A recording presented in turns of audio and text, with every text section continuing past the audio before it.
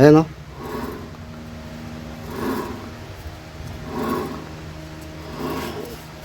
Rinig na rinig doon sa taas yan eh. Ayan o. Huh?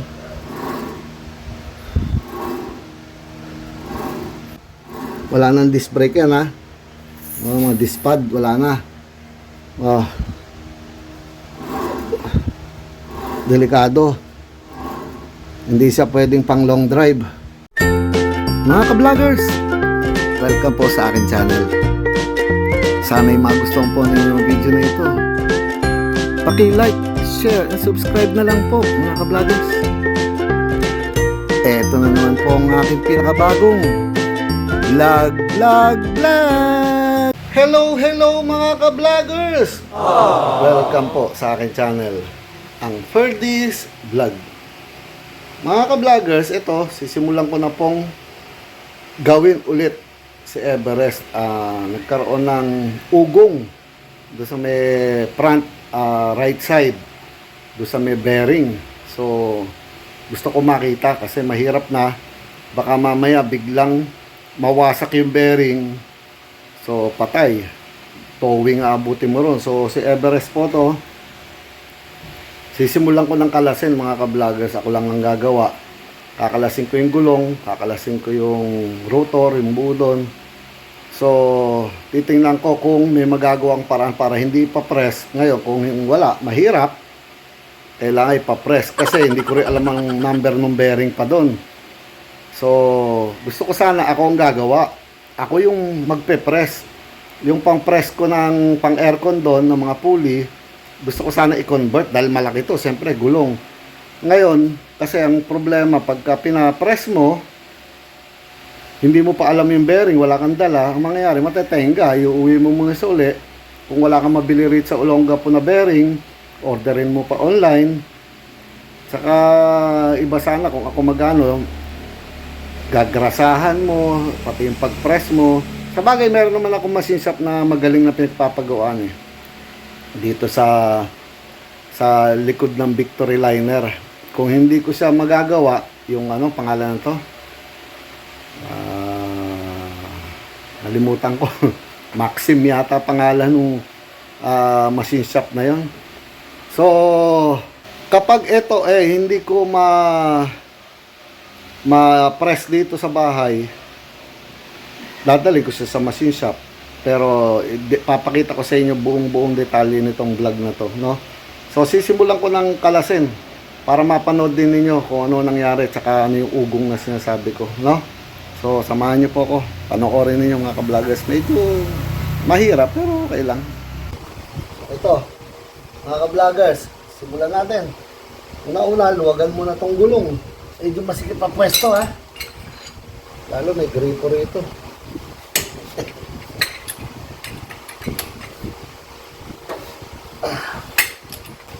So, naluwagan na yung gulong mga ka-vloggers. Naluwagan ko na. Ang susunod, kailangan i-jack na siya at lagyan ng mga stand.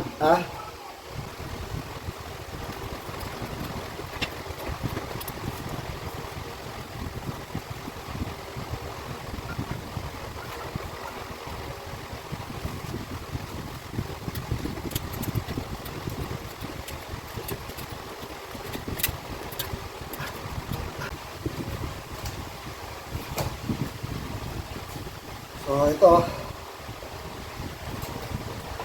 maglagay ng mga stand mga ka-vloggers ha. Yung isa kapwesto na doon, tapos yung isa lalagay ko sa chassis. Itong chassis, so lalagyan ko yan dito, tapos yung gulong lalagay natin sa ilalim. Okay mga ka-vloggers, may ginagawa na naman ako dito kay Everest. Pero tandaan ninyo, kahit may sira ngayon siya, hindi kasalanan ulit ng Ford dyan ha. Sasabihin na naman ng mga ano dyan, mahina. Kahit ano sasakyan pwede masira yung bearing na to. Bearing lang to, hindi Ford ang gumawa ng bearing na yon. So Nasa paggamit yan. Hindi ko naman alam dahil second hand ko na nabili to. Kung nung araw pa ay nilulusong pa sa bahato ng mga naunang may-ari. So, walang kasalanan yung mismong sasakyan, yung Ford. Ford Everest. Kasalanan to ulit ng kalumaan niya dahil luma na nga siya. Wala tayong pambili ng bago. So, hindi kasalanan ng Ford to, inuulit ko. Talagang nangyayari to kahit ano sasakyan pa yan. Lalo na kung nalusong sa baha yung sasakyan, masisira yung mga bearing, ha. So, yun. Ito, tanggal na. At ilalagay ko sa ilalim para lang pang safety, ha. Kahit may dalawa na akong stand doon, iba pa rin na meron kang safety sa ilalim na ganito, gulong. Pakikita ko sa inyo mga ka-vloggers kung ano yung sinasabi ko, umuugong. Duda ako, hindi sa pwedeng ipang long drive ngayon dahil umuugong nga. Ayun yung lagay. Stainless, kaya medyo maingay. Ayun, hindi sa preno yan, ha. Mamaya alisin ko na itong mga disc brake. Bearing yan. Ayun, tatanggalin ko muna yung kanyang disc brake para lalo nating makita mga ka-vloggers, ha. Sandali.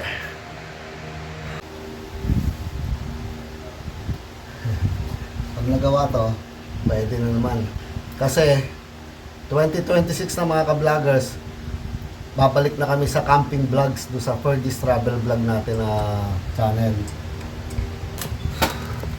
Tinali ko muna dito.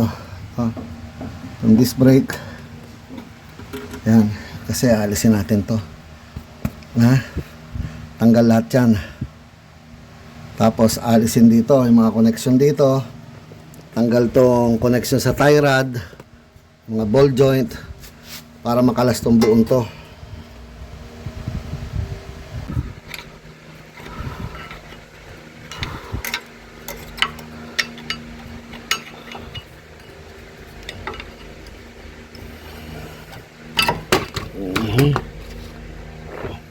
Makapal pa yung mga pad niya sa disc brake, ha. Isin ko rin yung isa. Ganda pa.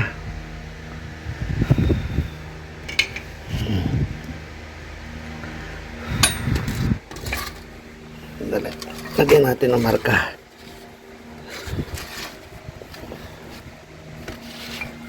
Itong X, yung dito sa panlabas.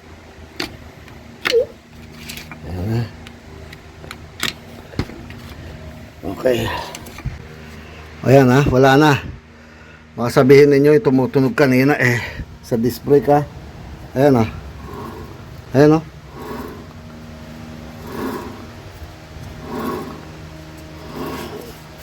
Rinig na rinig doon sa taas yan, Ayan, ha.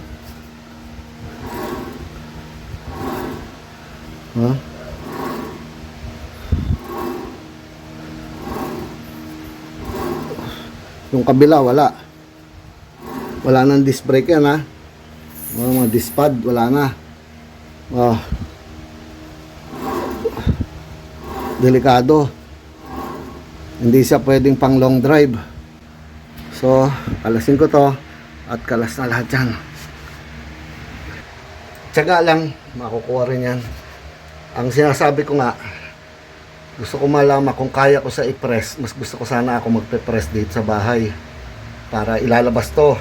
May bearing na malalaki yan, Kung hindi kaya, ipapamasin.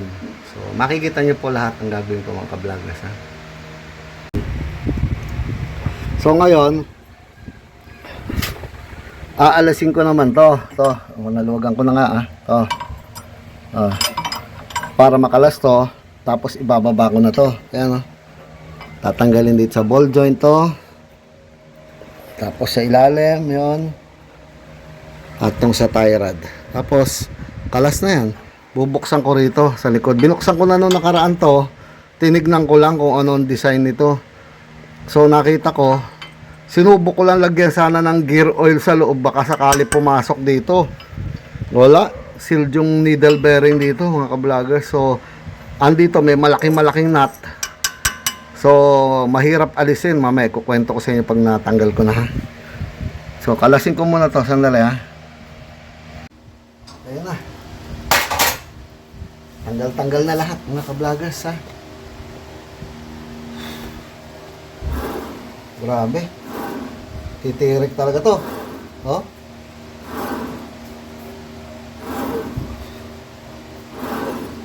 Tuyong-tuyo yung bearing yan.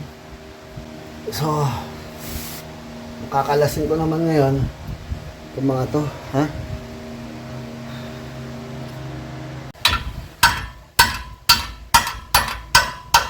Luluwagan ko mga ka-vloggers para hindi ko na purpersay na kamay. Ito lang.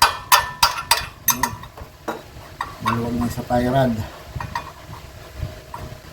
Ito naman isa pang ball joint. Inaalis ko yung mga cutter pin. Ayan, o. Cutter pin mga ka-vloggers. Ito mga ka-vloggers, o. Ayan ako mga pang-alis niyan. Hindi yung sinisikot lang ng ano. Ayan, o.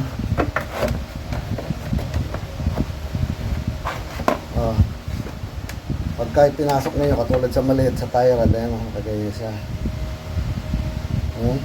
Kakabit nyo rito, matatanggal siya. Or kung ayaw nyo yan, meron pa isa. Ito hindi ko pa nasusubok, nabili ko pa lang. So ipapasok ninyo, tapos hihigpitan to. So mapipilitan siyang ilabas, ha, mga ka-vloggers. Titingnan natin, hindi ko pa nasubok to, ya.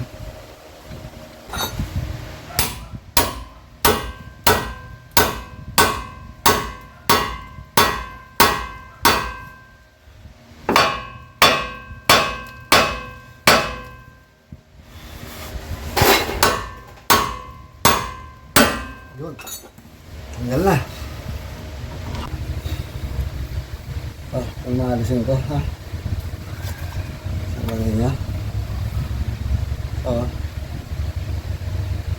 Nakakabit nito.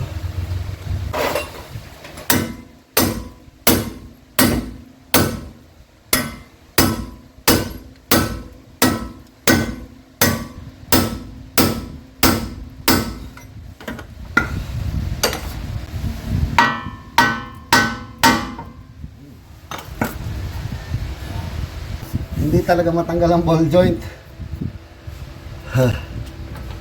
Gagawin ko, kasama na lang niya yung tie rod, ay ball, yung ball joint bababa. Ayaw maghiwalay mga ka-vloggers. Ayaw kumalas. So sasama ko na lang siya. Ginawa ko na lahat ng magagawa ko.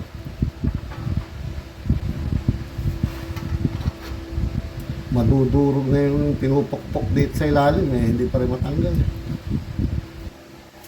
So, babaklas siya ngayon, kasama lahat mga ka-vloggers. Ito na, tatayo na ako. Ito na. Alas na lahat.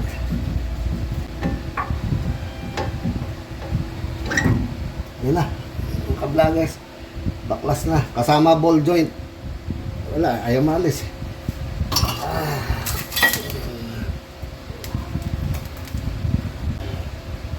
Hindi ko mahawakan ng camera. Kasama na ball joint na binaba ko mga ka-vloggers. So titingnan natin.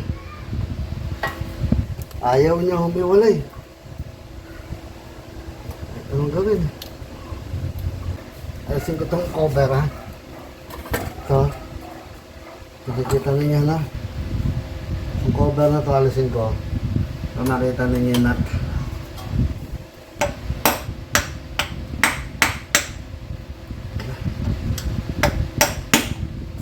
Yun.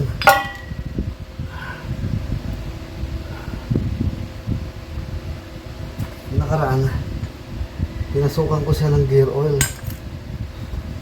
Tsaka grasa.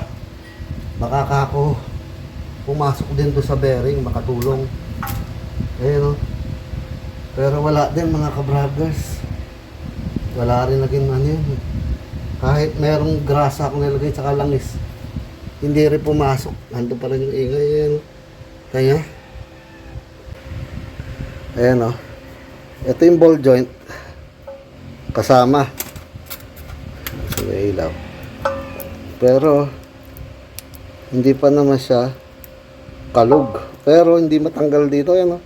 Nagsawa na ako sa kakapukpok. Ayaw talaga matanggal.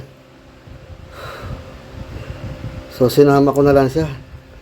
Doon lang naman eh, oh. Ha? Tapos eto pinasok kong grasa at saka langis, baka ako makatulong. Hindi rin nag-penetrate. So ang aalisin dyan mga ka-vloggers, sunat na to. Pag natanggal yan, kailangan ma-presto shafting na to palabas. Makikita na yung bearing niya. Ayan, o. Tatanggalin mo na yung nilagay ko. Isipin mo, hindi man lang naggalaw yung gear oil, oh. Tsaka grasa yan. Hindi rin pumasok hanggang loob. Silyado tong bearing dito sa unang-una. Yan, oh, pinagagalawan na yan. So,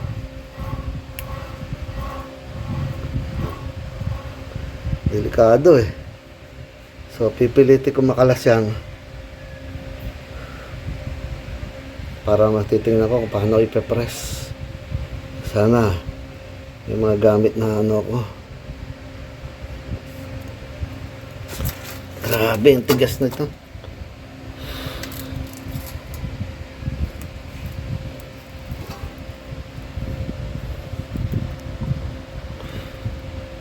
Sige.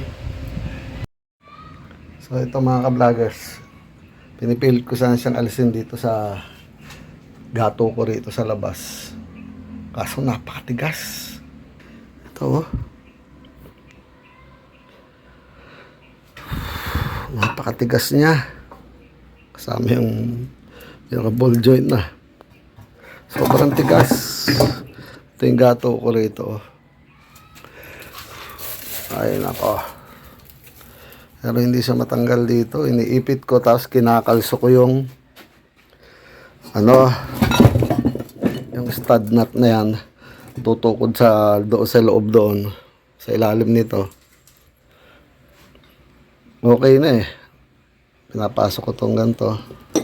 Ito. Yung handle na to. Nakabara siya. Tapos nakaipit sa gato itong bilog na to. Ayan, mga ganyan eh.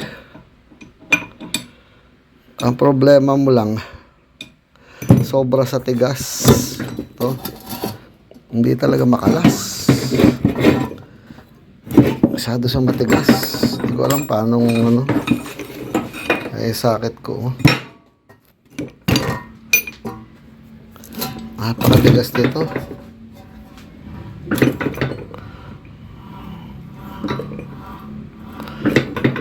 May ugong eh. Sipin mo hindi papasok ko. Sinubok ko lang pasokan ng grasa at saka ng gear oil. Wala. Hindi nag-penetrate. Hindi pumasok doon sa loob na yun. Oh. Samantalang titingnan mo, bearing yun. Oh. Pero hindi siya pumasok. Hindi umabot doon sa kabilang bearing. May bearing din kasi dito sa kabilang side na to. Diyan. Ang tumutunog dito sigurado sa kabila. Wala eh.